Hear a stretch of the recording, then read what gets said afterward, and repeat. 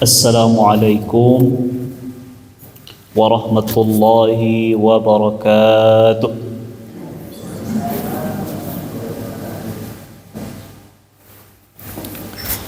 Alhamdulillah, alhamdulillahi rabbil alamin, wassalatu wassalamu ala ashrafil anbiya'i wal mursalin, sayyidina wa habibina wa maulana Muhammadin wa ala alihi wa ashabihi ajma'in. Ashhadu an la ilaha illallah wahdahu la sharika lah wa ashhadu anna Muhammadan abduhu wa rasuluh. Allahumma salli wa sallim ala sayyidina wa syafi'ina wa maulana Muhammad wa ala alihi wa ashabihi wa man tabi'ahum bi ihsanin ila yaumiddin, amma ba'd. Allahumma akhrijna min dhulumatil wahm wa akrimna bi nuril fahm وافتح علينا بمعرفة العلم وسهل أخلاقنا بالحلم واجعلنا ممن يستمعون القول فيتبعون أحسنه. اللهم انفعنا بما علمتنا وعلمنا ما ينفعنا وزدنا علما. رب اشرح لي صدري ويسر لي أمري wahlul 'uqdatam min lisani yafqahu qawli. Amin ya rabbal alamin. Ma'asyiral muslimin wal muslimat, hadirin wal hadirat, jamaah subuh yang dirahmati dan dimuliakan oleh Allah Subhanahu wa taala. Mari kita mulai majlis kita di subuh hari kini dengan sama-sama membaca basmalah. Bismillahirrahmanirrahim. Kita lanjutkan mengkaji kitab Riyadhus Shalihin, sebuah kitab hadis yang ditulis oleh Imam Abu Zakaria Yahya ibnu Sharaf An-Nawawi, atau yang lebih dikenal dengan Imam An-Nawawi, yang wafat pada tahun 676 Hijriah. Masih dalam pembahasan tentang zikir, khususnya zikir-zikir yang dibaca ba'da salam, selepas salam ketika melaksanakan salat. Nah, pada kesempatan subuh hari kini kita lanjut di hadis yang kampek balik. Ya, kita selesaikan pembahasan tentang zikir-zikir yang disunnahkan kita membacanya selepas melaksanakan ibadah salat. Hadis kampek balik berbunyi, Bismillahirrahmanirrahim.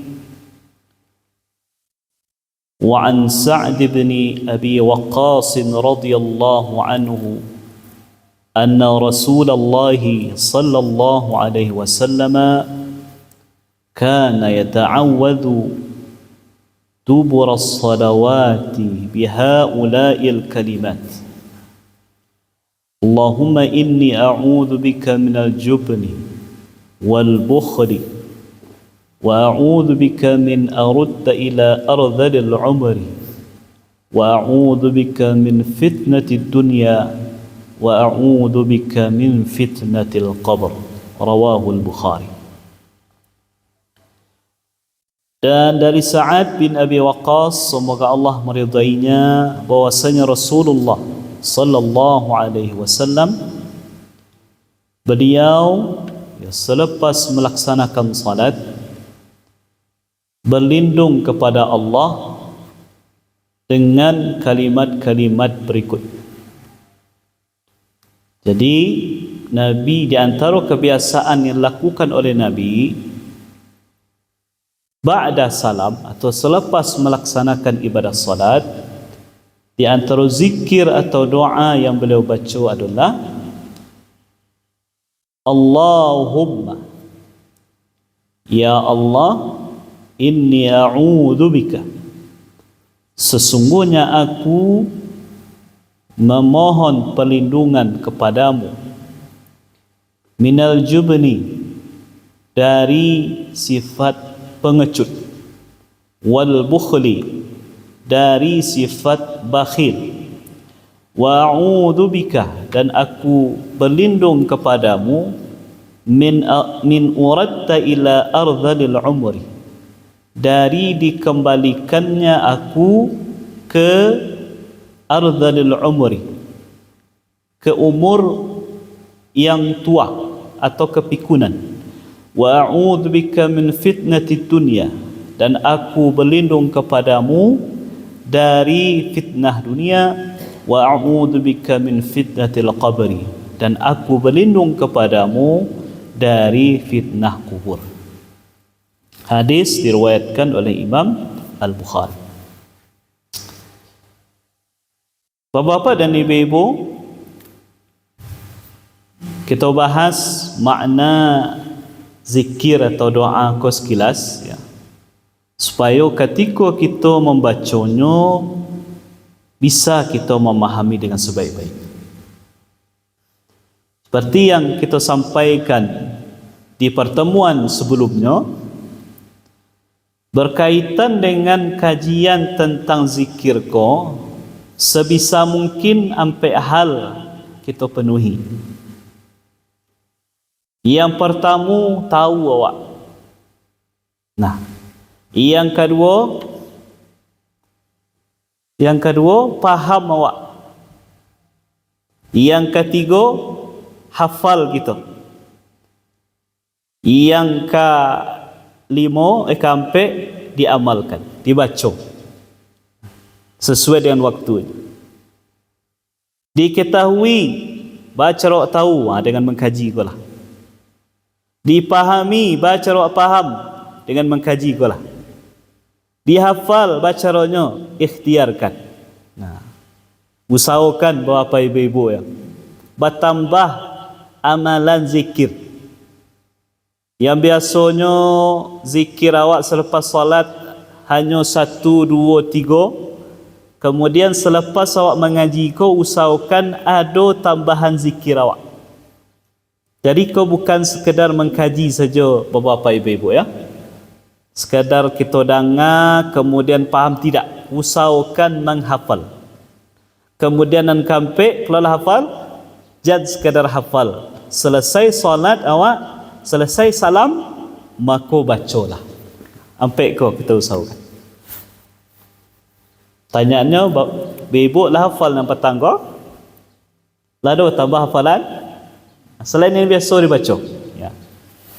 Jadi, di antara zikir atau doa yang biasa dibaca oleh Nabi, beliau minta perlindungan kepada Allah dari beberapa hal.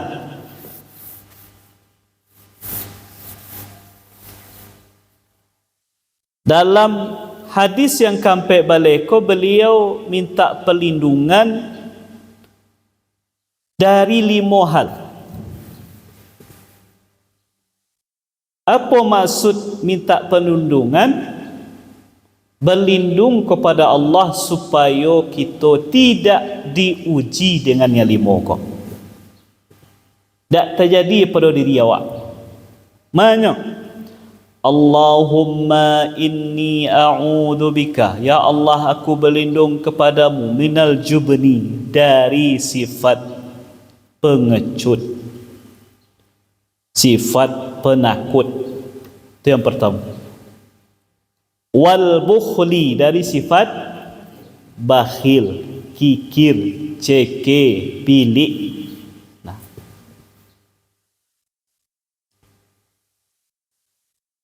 kata ulama, al-bukhlu huwa asyuhu bil mal. Ya. Bakhil itu adalah pelit dari sisi harta.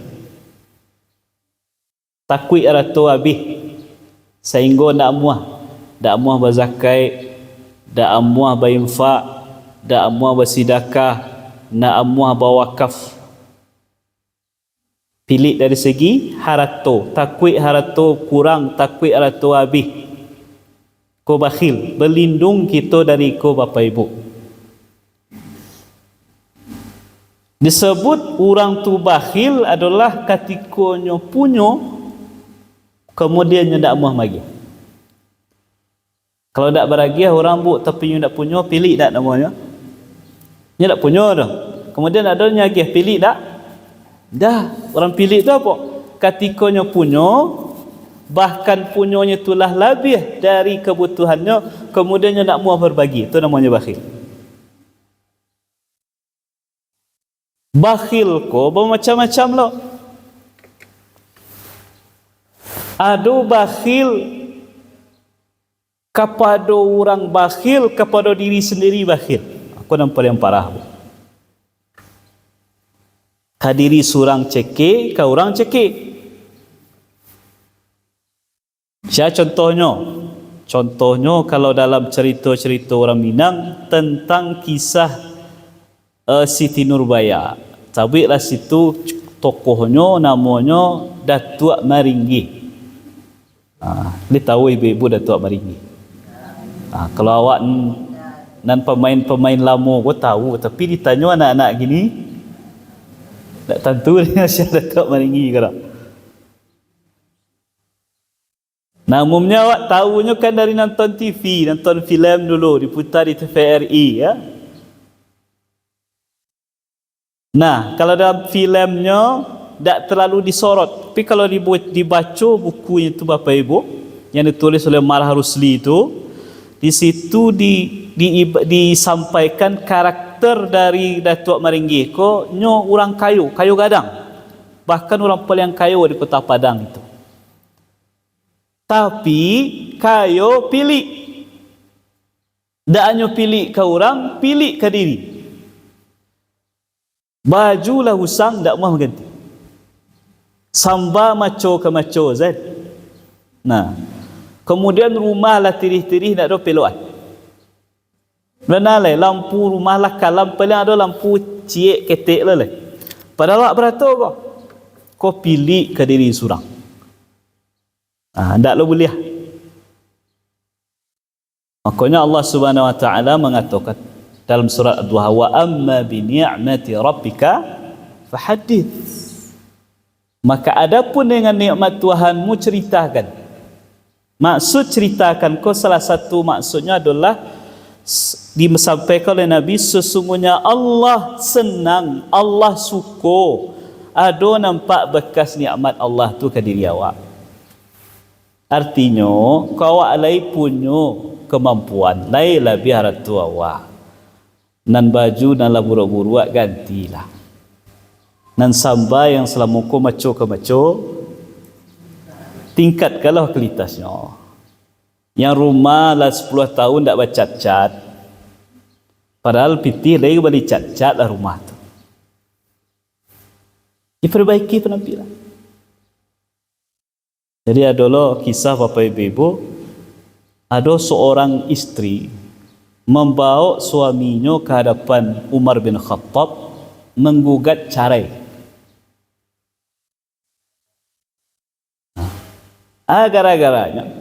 Gara-gara lakinya suaminya tak memperhatikan penampilan. Rambut kusui, baju, apa namanya, lah lama nak ganti, pokoknya tak perhatikan penampilan. Kemudian kecik Umar, wahai fulan, miskin kau tidak. Dia barato lai. Bereskan penampilan. Akhirnya Bapak Ibu nyo bereskan penampilannya, kemudian nyo balik baju, nyo rapikan rambutnya, penampilan lah rapi. Kemudian datang pula istrinya balik ke hadapan Umar. Kemudian tiba-tiba datang laki-laki. Macam lihat salah laki-laki kau. Hero-nya lakinya surang bu. Sampai nak kenalnya je lakinya, kerana nan sebelum kau kusui sen. Pilih ke diri. Kini tak pilih lah, hanya perhatikan penampilan sehingga suami lebih gagah dibandingkan sebelumnya. Akhirnya tak jadi minta cerai. Itu persoalan rumah tangga. Jadi jangan pilih ke diri. Yang kedua, ada orang tak pilih ke dirinya dah, tapi ke keluarga pilih. Penampilannya tak tangguhan necisnya, yang pakaiannya baru-baru maha-maha, tapi keluarga nan bini nan anak karayo pun tak dibeli baju baru, padahal dia punya biti. Kau tak boleh. Kemudian ada ketiga orang, ke dirinya tak pilih, ke keluarganya royal. Yang ketiga karakternya kau lang pilih. Tetangga nak muah dibantunya, dan sanak yang tak muahnya bantu, masyarakat yang butuh bantuan tak muahnya bantu. Jadi artinya bakhil kau berbagai macam bentuk. Ada orang bakhil jo hartonya, ada orang bakhil jo ilmunya, tak mau majan ilmu. Ada orang bakhil jo tenagonya, tak mau bantu orang jo tenagonya, padahal lain punya tenaga. Nah risikolah Allah, kita minta ke Allah, berlindung kepada Allah dari sifat bakhil. Maksudnya bakhil lebih bawa pai bebo, bakhil kalau kecik Nabi, bakhil wassalawat ke Nabi. Nah kan itu yang kita ulang-ulang dulu ya, ketika mengkaji tentang salawat kata Nabi, al-bakhilu man dzukirtu indahu wa lam yusalli alayya. Orang pilih kecik Nabi itu orang yang disebut namaku di hadapannya, nyo nak mau salawat. Lalu baca di hadapannya Nabi Muhammad sallallahu alaihi wasallam, nyo diam zat, pilih. Mudah-mudahan awak terhindar dari berbagai bentuk bakhil. Kemudian Nabi berlindung dari yang pertama minal jubun, dari sifat pengecut. Pengecut ko diistilahkan oleh ulama dengan asyuhu bin nafsi, pilih dari segi nyawa, dari segi harap, dari segi jiwanya.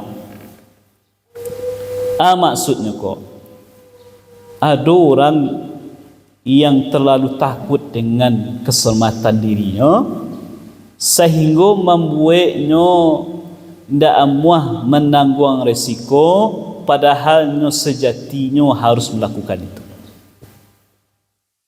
Contoh Bapak Ibu, ada orang takut dibenci oleh masyarakat,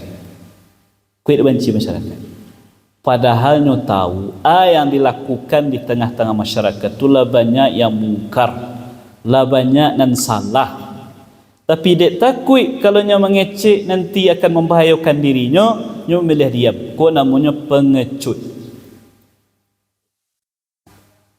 Jadi sangka elok. Nah, maksud juga Bapak Ibu, Nabi ada salah satu dosa namun sifatnya dayus. Dayusku adalah seorang suami, seorang ayah yang tidak punya ghirah, tidak punya rasa cemburu terhadap keluarganya. Tak ada punya, kabini tak ada cemburu. Orang yang suami yang cemburu nan elok kok. Lain relanya mencelak istrinya buka-buka aurat di hadapan orang lain yang bukan mahram. Dah. Nyo punya prinsip yang boleh menampak aurat istrinya hanya dirinya sebagai suami, dan mahram yang memang boleh mencelak aurat isteri tadi dalam batasan-batasan tertentu. Atau tidak ada rasa cemburu mempadiakan anak padusi membuka aurat, tidak ada sedikit pun usaha untuk mencegah. Dayus. Hati-hati awak. Kemudian al-jubun kojwo, seseorang yang terlalu takut kehilangan nyawanya sehingga membuatnya tidak amuah pergi berjihad, apalagi jihad yang hukumnya sudah fardu ain. Jadi jihad ada dua, ada jihad fardu ain, ada jihad fardu kifayah. Tu jihad fardu ain. Jihad fardu ain Bapak Ibu, jihad yang menjadi kewajiban setiap orang mukmin tanpa terkecuali, iaitu orang mukmin yang memang dianggap mampu untuk berjihad. Kapan itu? Ketika musuhlah datang ke negeri awak.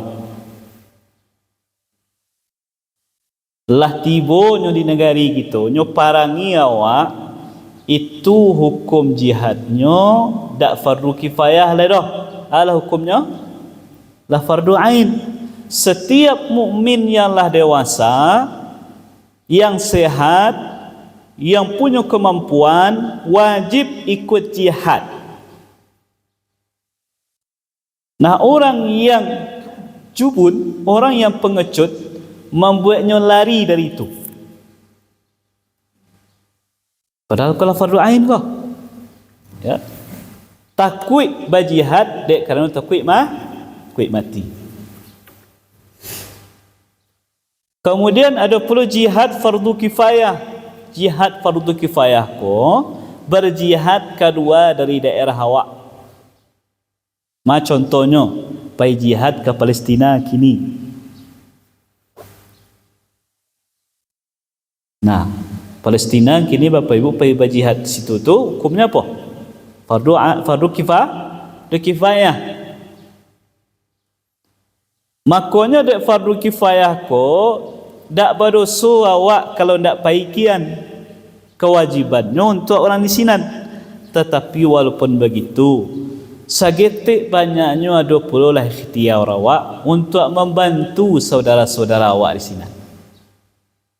Yang punya harato bantu jo haratonyo, yang punya ilmu bantu jo ilmunyo, yang punya punya doa bantu jo doanyo. Jadi awak punya perhatian.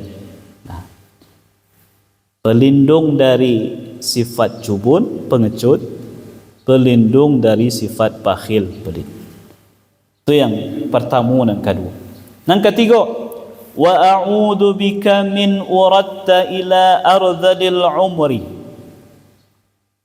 Dan aku berlindung kepadamu min uratta, dari dikembalikannya aku, dijadikannya aku, ila ardhil umri. Ardhil umri itu artinya kehilangan kesempurnaan akal, atau bahasa lainnya kepikunan. Tak tersimpan lai memori itu kenangan-kenangan yang ada dulu tu. Nah, penyebabnya ada dua Bapak. Yang pertama penyebab kena faktor usia. Ya. Orang kalau kecil Nabi, a'maru ummati baina 60 wa 70 sana. Umur umatku itu rata-rata dari rentang 60 sampai 70 tahun. Wa aqalluhum ma yajuzu dhalik. Sedikit saja di antara mereka yang lebih dari itu. Artinya yang lebih umat Nabi Muhammad dari 70 banyak atau jarang? Kita boleh danggo Bapak Ibu, mana lebih banyak orang meninggal? Dia umur 70 kata, dia 80 kata atau 80 ke bawah? 40 ke bawah. Karena rata-rata memang itu kecil Nabi. Rata-rata umur umat Nabi Muhammad itu 60 sampai 70. Nah, menurut penelitian, ya, ketika seseorang lah mulai umur 40-an, lah masuk umur 40-an Bapak Ibu, kualitas memorinya, ingatannya tidak sama lah dengan orang umur di bawah itu. Dah mulai banyak nak lupa-lupa. Dia umur 40 tu lah mulai itu.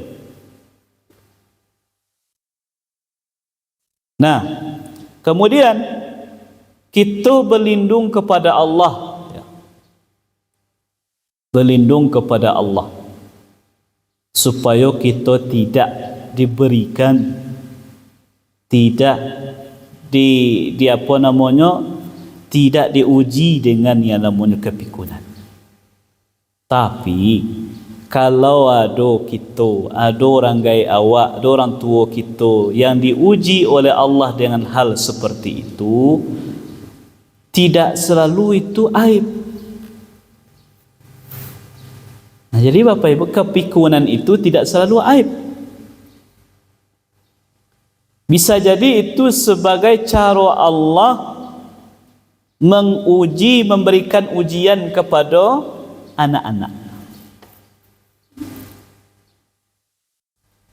Bagaimana anak bisa merawat orang tuanya ketika di masa-masa itu. Yang mohon maaf kita sampaikan, sebahagian orang yang diuji dengan kepikunan itu karakternya balik seperti karakternya anak-anak dahulu balik. Ya nak? Walaupun tak sadonya, tapi ada yang itu. Yang biasanya pandai mandi surang kini mandian, yang biasanya tahunya di mana buang air gadang, di mana buang air ketek, kini tak tahu leh.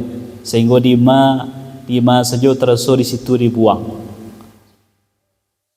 Yang dulu bisa mengendalikan kehendaknya, kerana nyala dewasa, kini balik mohon maaf ke karakter anak-anak tu leh.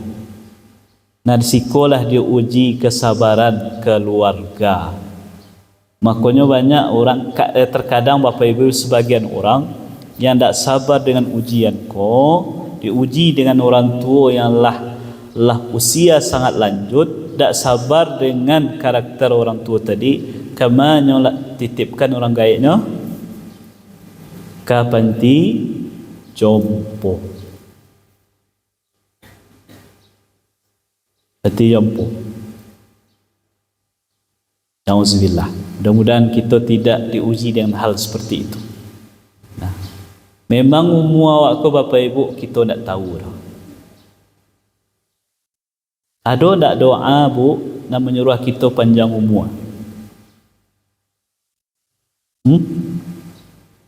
Ada tak? Yang doa dari Al-Quran, dari Nabi yang mengajarkan kita, ya Allah panjangkanlah umur ya Allah. Tak ada.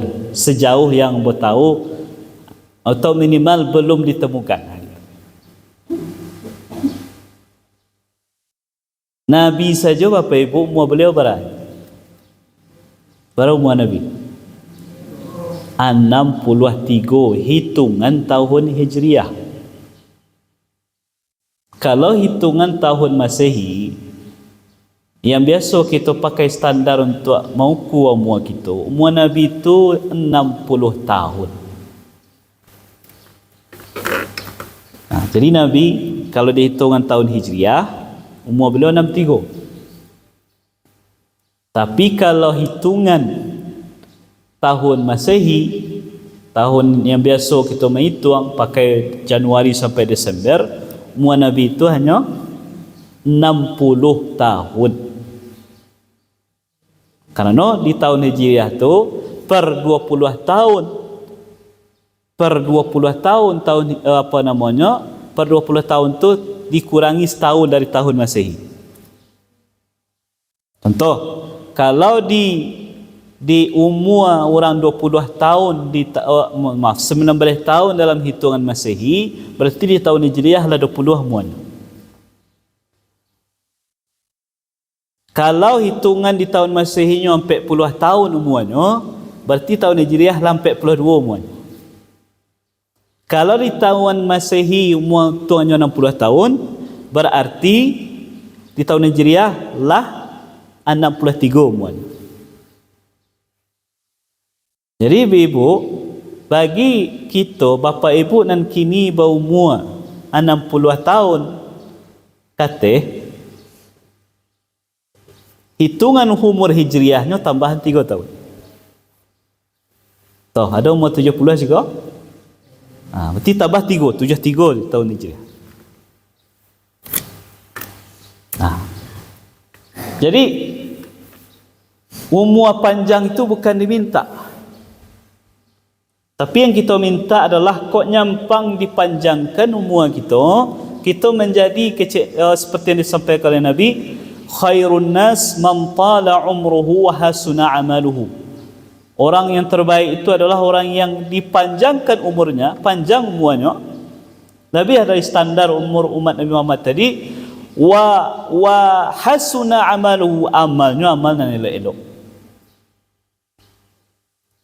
Dan sebaliknya, wa syarrun nas, manusia yang buruk itu adalah man tala umruhu wa sa'a amaluhu, umur panjang tapi amalan buruk.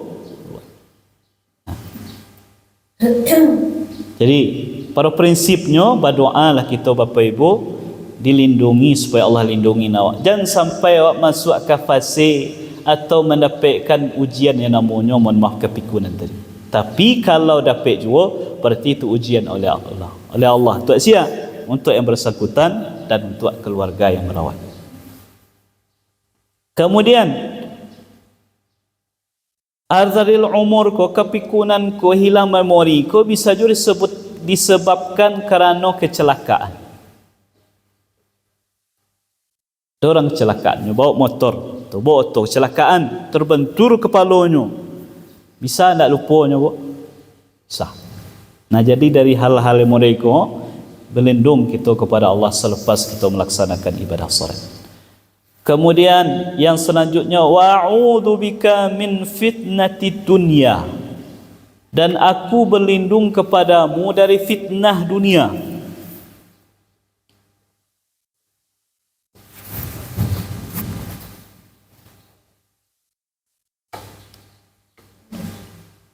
Awak pahami segetik dulu kata fitnah. Fitnah kalau dalam bahasa Al-Quran, bahasa hadis, maksudnya bukanlah fitnah dalam bahasa yang kita faham.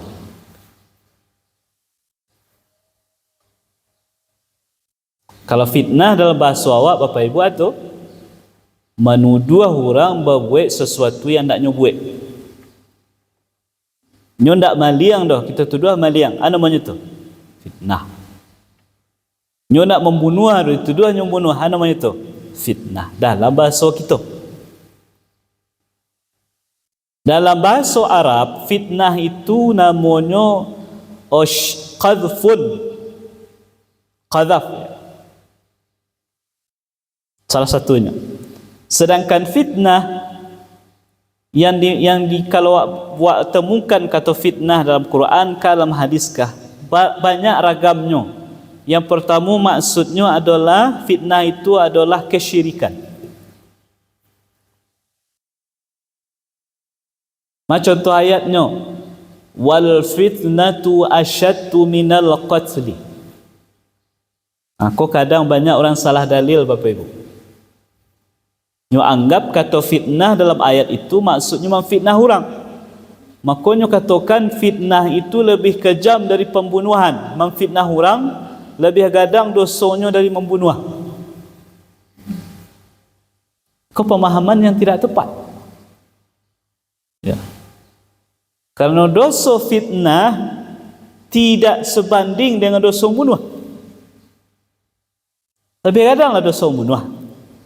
Kalau efeknya mungkin bisa jadi efek memfitnah orang kau mungkin lebih besar.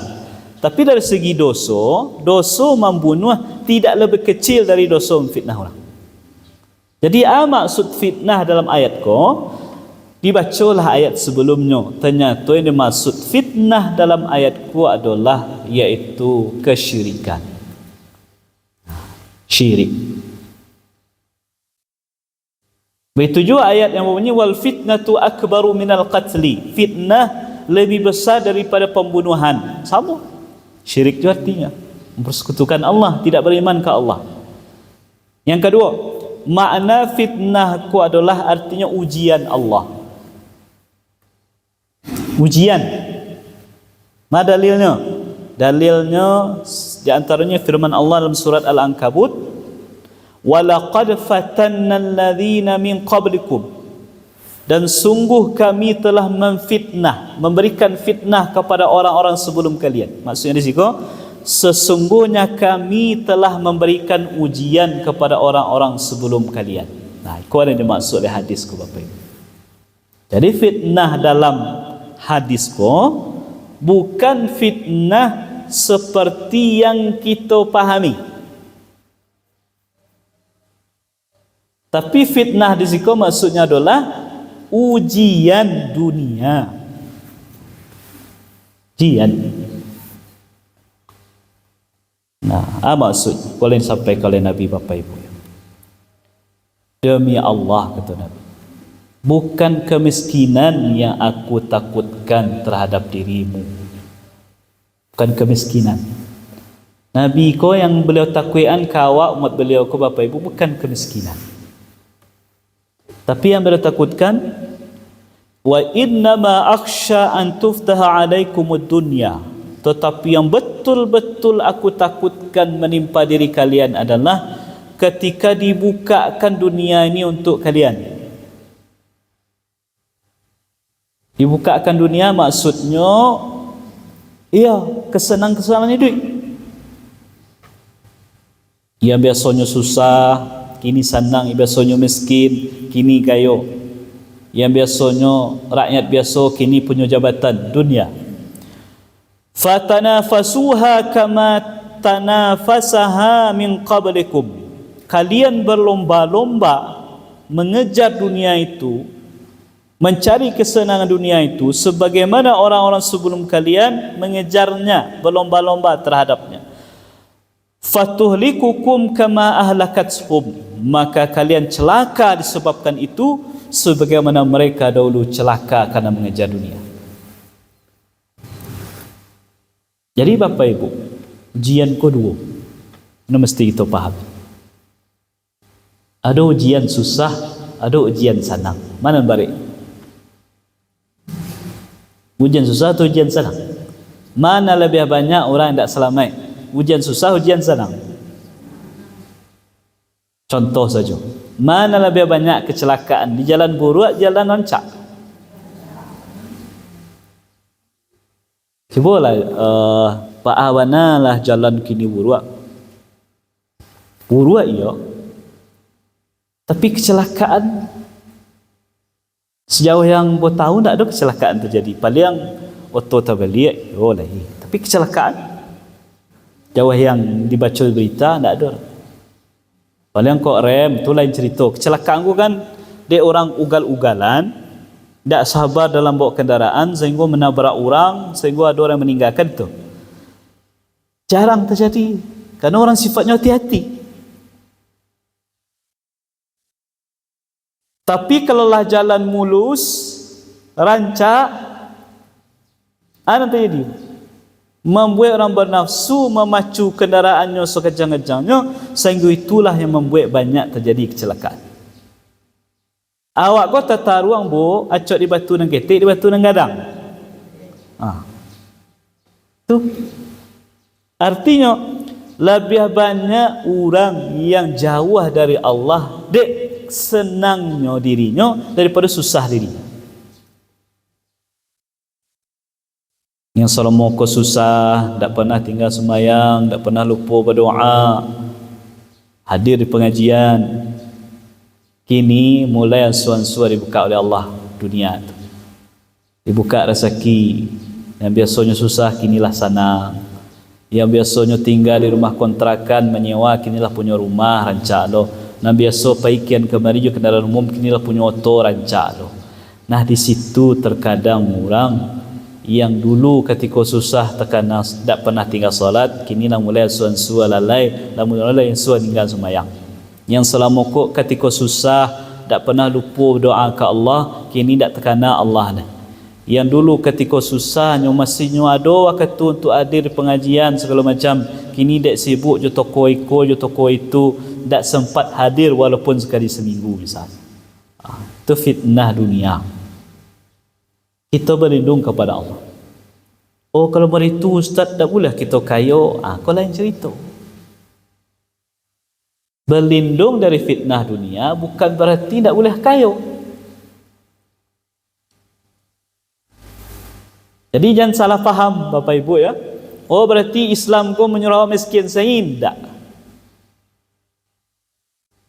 Nabi itu Bapak Ibu ada di fase-fase beliau kaya. Contoh, kalau biasanya di tampik kita kalau ada orang menikah mahar nikahnya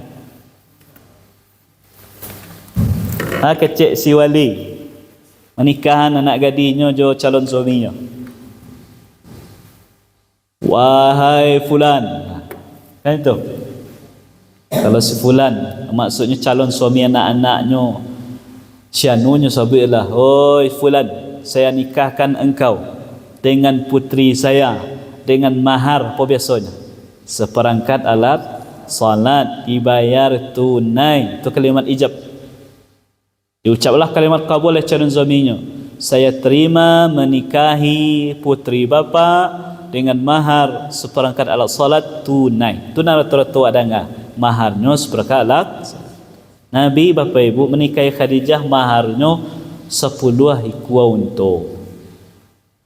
Kalau unta harganya 30 juta berarti mahar Nabi itu 300 juta. Ya. Jadi beliau ada fasih-fasih kayu. Sahabat Nabi banyak dan kayu. Abu Bakar kayu, Umar kayu, Utsman kayu, Abdurrahman bin Auf kayu, banyak kayu. Tapi diminta perlindungan dari dunia itu adalah ketika kekayaan itu indah sekadar di tangan tapi lah merasukkan. Itu yang dikatakan oleh Ali bin Abi Thalib doa beliau, ya Allah jadikan dunia itu di tangan kami, jangan di hati kah. Jadi jangan salah paham. Yang kita minta untuk berlindung ke Allah itu dari bahayo haratu, bahayo jabatan, bahayo duit sanang yang membuat kita lupa ke Allah. Sedangkan berdoa dan berikhtiar untuk menjadi kaya bukanlah sesuatu yang dilarang, bahkan diperintahkan dalam kondisi-kondisi tertentu.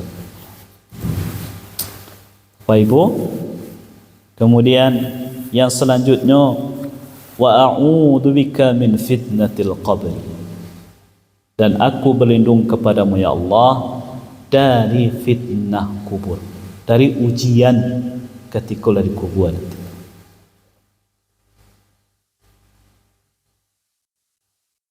Cik Nabi Bapak Ibu, ketika orang lah dikubur baru saja beberapa langkah kawannya, sahabatnya, keluarganya meninggalkan pekuburan itu, datanglah malaikat Munkar dan Nakir. Munkar Nakir, bukan Munkar Nangkir. Kadang awak salah-salah penyebutan. Ada Raqib, Atid, bukan Atib tapi Atid. Atid.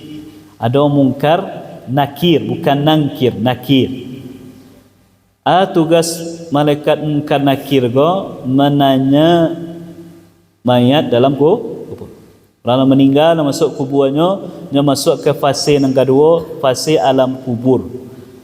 Alun lai beranjak, alun lai jauh orang yang mantakan tadi pulang, lah datang malaikat yang dua tadi menanyakan kainnya tentang 3 hal. 3 pertanyaan.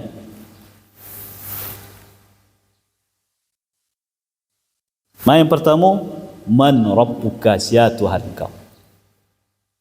Yang kedua, man nabiyuka, ma kitabuka, siapa, apa kitab engkau? Yang ketiga, wa man nabiyuka, siapa nabimu? Siapa Tuhan engkau, apa kitab engkau, apa siapa nabi engkau? Kalau kini ditanya Bapak Ibu, mudah tak awak jawab? Siapa Tuhan awak? Allah. Apa kitab kita? Quran. Siapa Nabi kita? Muhammad. Jo anak TK pun dapatnya. Jo orang tak semayang pun dapat menjawab pertanyaan. Tapi alam kubur bukanlah alam seperti kita sekarang. Yang berbicara bukan lisan awak, tapi keimanan kita. Nah, orang yang beriman akan Allah beri pertolongan, mampunya menjawab yang 3 itu sehingga mendapatkan nikmat kubur. Tapi orang yang kufur, orang kafir, orang munafik, tak bisa lidahnya itu menjawab kalimat yang di dunia sangat sederhana pertanyaannya, setiap orang mampu menjawabnya, tapi kerana alam kubur bukan alam dunia, Nanti go tu saja tak bisa nyo jawab. Sehingga yang terjadi disiksalah oleh malaikat dapat azab kubur. Pokoknya Bapak Ibu ya, azab kubur tu kecil Nabi didengar teriakan orang yang diazab itu oleh seluruh makhluk yang ada di bumi ini kecuali dua yang tak bisa mendengar. Yang pertama manusia dan kedua jin. Binatang bisa mendengar? Bisa. Jadi baat teriakan penduduk kubur yang sedang disiksa itu tak dengar dek binatang yang ada di sini. Tapi awak tidak. Dan alhamdulillah lain tak. Bayangkan Bapak Ibu. Kalau Allah jadikan awak mendengar baat teriakan azab kubur tu, bisa ketenang hidup awak. Itu nikmat Allah je. Jadi ditutuinya hal-hal yang gaib itu dari pandangan kita, dari telinga kita, itu nikmat Allah untuk awak. Makanya jangan cuba-cuba dicari ilmu-ilmu untuk ketahui itu. Lalu tutui mata awak dari tak bisa mencelik jin, mencelik hantu, mencelik setan. Nah, nikmat. Tapi adalah orang mencari-cari ilmu, mengajarkan ilmu, bisa mencelik itu. Tak kata nang hidup. Awak kau makan. Duduk saja muka awak mencari awak makan tu. Dia bisa tanang makan. Jadi berlindung kita kepada Allah dari azab kubur. Berlindung dari ilmu. Berlindung dari dari sifat pengecut, dari sifat bakhil, dari kepikunan, berlindung dari fitnah dunia, ujian di dunia yang akan menjerumuskan kepada kemaksiatan, berlindung kepada Allah dari yang namanya azab kubur yang sangat luar biasa keadaan. Kemudian hadis kalimah balik wa an Mu'adz radhiyallahu anhu anna Rasulullah sallallahu alaihi wasallam akhadha bi yadihi wa qala ya Mu'adz wallahi inni la uhibbuk faqala usika ya Mu'adz la tad'anna fi duburi kulli salatin taqul Allahumma a'inni ala dhikrika wa syukrika wa husni ibadatik. Rawahu Abu Daud bi isnadin sahih. Dari Mu'adz, semoga Allah meridainya, bahwasanya Rasulullah sallallahu alaihi wasallam akhadha biyadihi, memegang tangannya. Dipacik oleh Nabi tangan Mu'adz tu Bapak Ibu, pacik.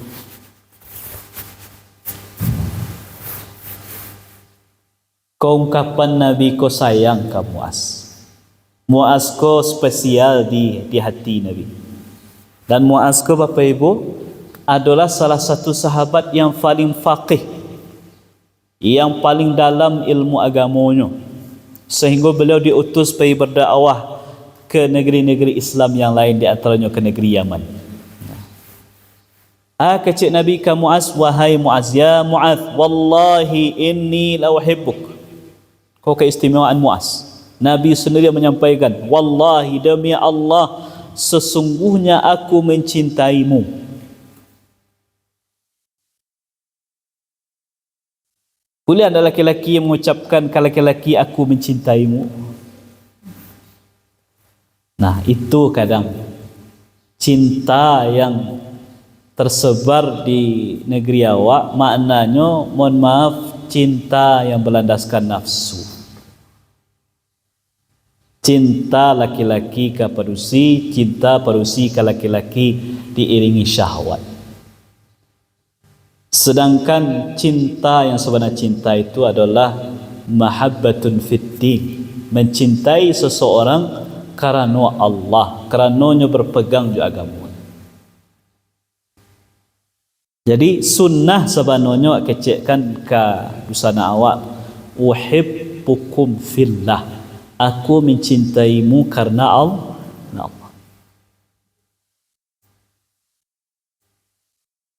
Nah, Nabi ungkapkan itu.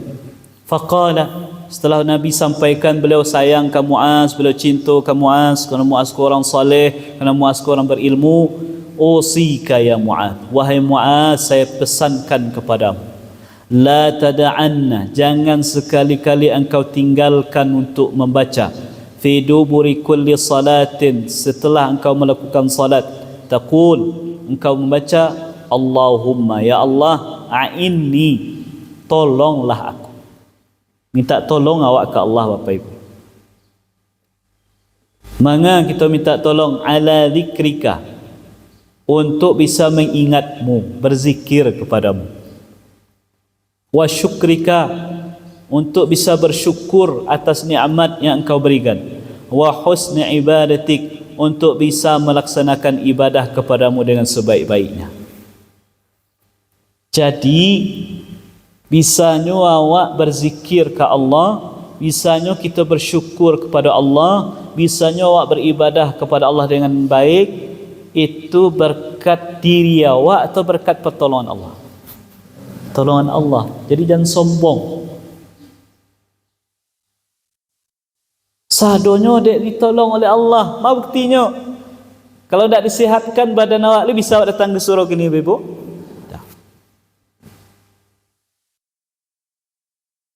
Sehat lai, tapi tak ada hidayah, lu bisa datang ke surau? Tak. Jadi sadonyo dek ditolong Allah.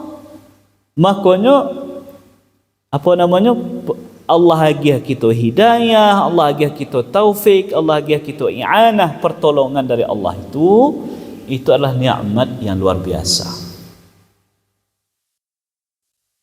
Jadi selepas solat jangan lupa minta dan doa. Minta ke Allah, ya Allah, buat ambo senantiasa ingat ke Engkau, ya Allah. Berzikir ke Engkau. Alladzina yadhkuruna Allah qiyaman wa qu'udan wa 'ala junubihim. Orang-orang yang berzikir kepada Allah qiyamah, ketika mereka berdiri, wa qu'uda, ketika mereka duduk, wa 'ala junubihim, bahkan ketika mereka berbaring. Ingat ke Allah. Wa syukrika, ingat jo nikmat Allah dan bersyukur. Syukur jo hati, mengakui itu nikmat Allah, bukan kerana hebatnya awak. Syukur jo lisan, mengucapkan alhamdulillah. Syukur jo amal perbuatan, memanfaatkan nikmat itu sebaik-baiknya untuk taat kepada Allah Subhanahu wa taala. Kemudian wa husni ibadati, minta tolong ke Allah supaya bisa kita beribadah dengan sebaik-baik. Nah, Bapak dan Ibu, itulah pembahasan tentang zikir-zikir, doa, zikir selepas salat. Ada yang tidak dicantumkan oleh Imam Nawawi zikir. Kita tambahkan zikir selepas salat yang disunahkan juga, iaitu selanjutnya baca ayat kursi.